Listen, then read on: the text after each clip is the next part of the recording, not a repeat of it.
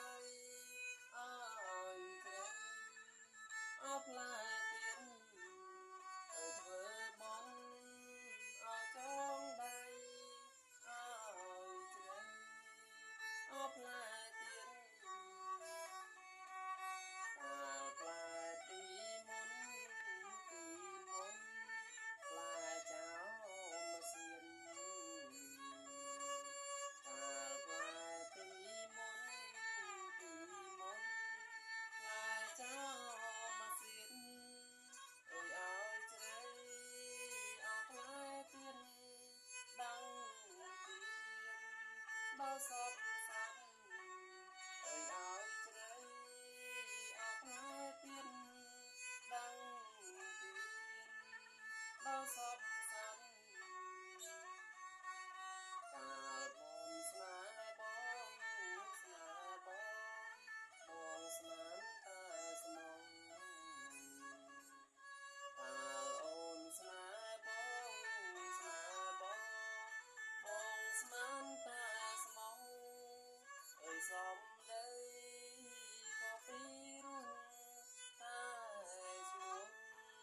ជាចុងស្រលឲ្យសំដីក៏ពីរុងតែឈ្មោះជាចុងស្រលអោសាន់មហារីមហារីយំស៊ីផ្លែជ្រៃ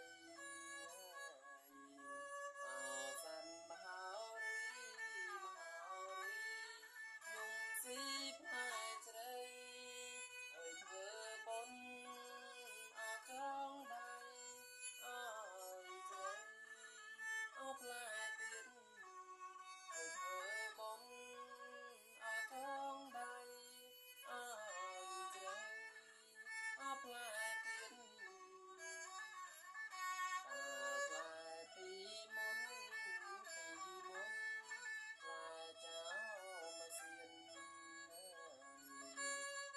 ផ្លែពីមុន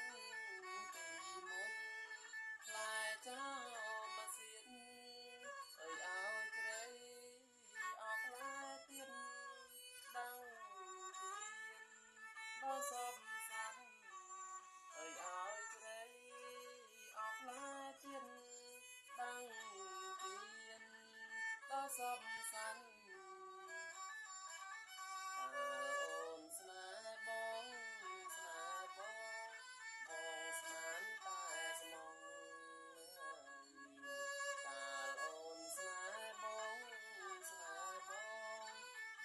ស្មានតែស្មង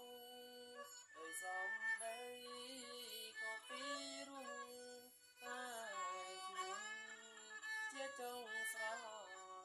ដោយសំដីក៏ពីរុងតែឈ្មោះជាចុង